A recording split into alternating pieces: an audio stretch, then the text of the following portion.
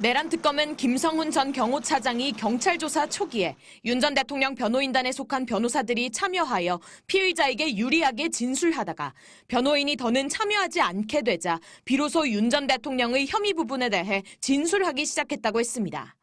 반면 강의구 전 대통령실 부속실장에 대해선 강 전 실장이 최근 기존 검찰 진술을 번복하고 새로운 진술을 하기 시작했는데 그 과정에서 피의자 변호인이 강의구 조사에 원포인트로 입회해 답변을 유도하고 검사 질문을 중단시키는 행위를 반복했다고 적었습니다. 윤 전 대통령 변호인단의 동성 여부에 따라 관계자들의 진술 분위기가 달라졌다는 뜻입니다. 그래서 특검은 66쪽의 영장 청구서 중 16쪽을 구속 필요 사유를 소명하는 데 할애하면서 윤 전 대통령의 지시가 은밀했던 만큼 다른 사건들보다 진술 증거의 증거 가치가 매우 높다며 형사사법 전문가인 윤 전 대통령이 이를 잘 알아 사건 관계인이 유리한 진술을 하도록 회유할 가능성이 매우 높다고 주장했습니다. 기재된 항목은 국무위원의 심의를 방해한 혐의, 사후 선포문 관련 허위 공문서 작성 혐의, 체포영장 집행 방해 혐의 등이었지만 실질적인 내용은 모두 12.3 내란 사태와 연결돼 있었습니다. 구속 취소로 촉발된 내란 사태 수사 논란에 대해 사법적 판단도 다시 한번 받겠다는 계산입니다. 이에 대해 윤 전 대통령 측은 관련자 진술에 의하더라도 범죄 성립이 되지 않는다며 법원에서 특검이 무리하게 구속영장을 청구했다는 점을 소명하겠다고 밝혔습니다. 윤 전 대통령의 두 번째 구속 여부를 가르는 영장실질심사는 오는 수요일 오후 2시 15분 서울중앙지법에서 열립니다. 지난해 서울 서부지법에서의 영장실질심사 때처럼 이번에도 윤 전 대통령이 직접 법정에 나오는 것으로 알려졌습니다. 한편 윤 전 대통령 구속영장 청구서가 여과 없이 외부로 유출된 것을 두고 특검은 수사 장애를 초래하는 개인정보 유출에 대해 형사처벌 절차에 들어갈 예정이라고 덧붙였습니다. MBC 뉴스 구나연입니다. 1차 체포영장 집행이 무산되고 2차 체포영장 집행이 다가오던 지난 1월 13일 검은 전술복을 입고 헬멧을 쓴 채 허리까지 내려오는 긴 배낭을 맨 요원들이 한남동 대통령 관저 주변을 순찰하는 모습이 포착됐습니다. 중무장한 대테러팀 요원들이었습니다. 특검은 이런 무장을 윤 전 대통령이 지시했다고 봤습니다. 이보다 이틀 전인 1월 11일 김성훈 전 경호처 차장, 이광우 전 경호본부장 등과 점심을 먹으며 2차 체포영장 집행을 위해 특공대와 기동대가 들어온다고 하는데 걔들은 총을 쏠 실력도 없다. 경찰은 전문성도 없고 총은 경호관들이 훨씬 잘 쏜다며 경찰은 니들이 총기를 갖고 있는 것을 보여주기만 해도 두려워할 거다.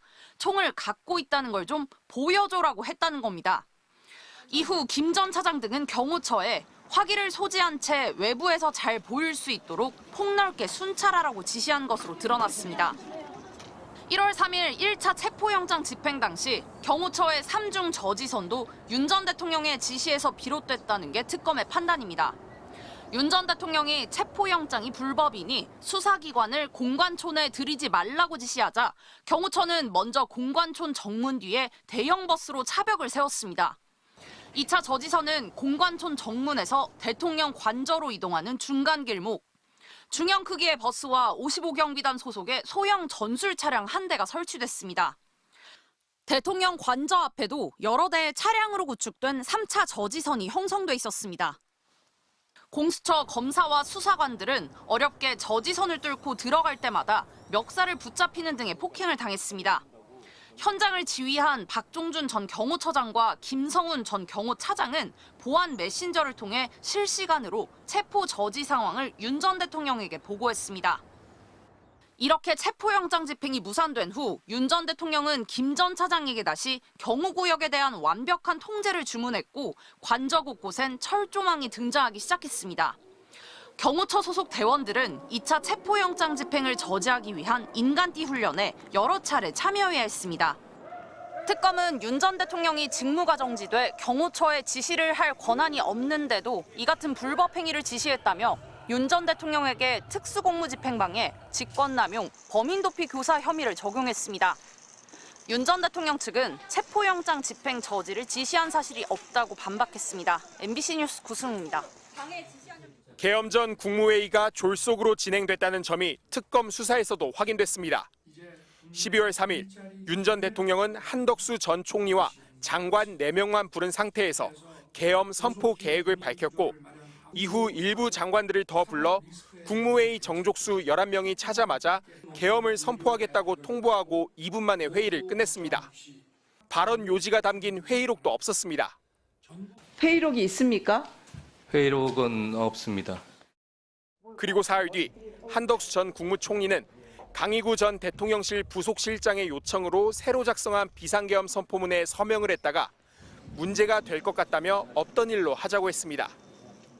강 실장이 비상계엄 선포문 겉표지에 서명을 요청하기에 저는 그 문서가 제가 소지하고 있었던 문서가 맞다는 의미에서 서명을 했습니다. 그러나 사후에라도 그러한 문서에 서명을 하는 것은 오해의 소지가 있을 것 같아서 그 서명 부분을 파기해달라고 요청했고, 특검은 이 같은 과정이 국방부 장관이 국무총리를 거쳐 대통령에게 계엄 선포를 건의하고 문서에 따라 계엄을 선포한 것처럼 꾸미려는 시도로 봤습니다. 그러면서 피의자, 즉 윤석열 전 대통령이 한 전 총리와 강 전 부속실장, 김용현 전 국방장관과 공모했다고 적시했습니다. 한 전 총리를 공범으로 판단한 겁니다. 당시 외신 기자들에게는 외교부 장관도 모르게 계엄이 법적으로 문제가 없다는 정부의 공식 입장이 배포됐는데 특검은 이 역시 윤 전 대통령의 지시에 따른 것으로 파악했습니다. 윤 전 대통령이 외신 대변인에게 연락해 국회의원의 국회 출입을 막지 않았다는 등의 허위 사실이 담긴 입장을 작성해 전파하도록 했다는 혐의입니다. 알지도 못하고 동의하지. 외교부의 공식 입장입니까? 아닙니다.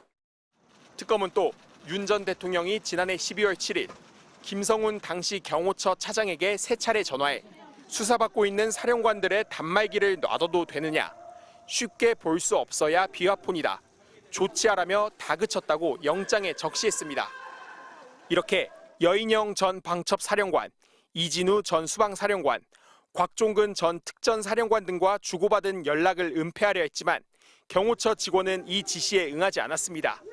MBC 뉴스 김지성입니다.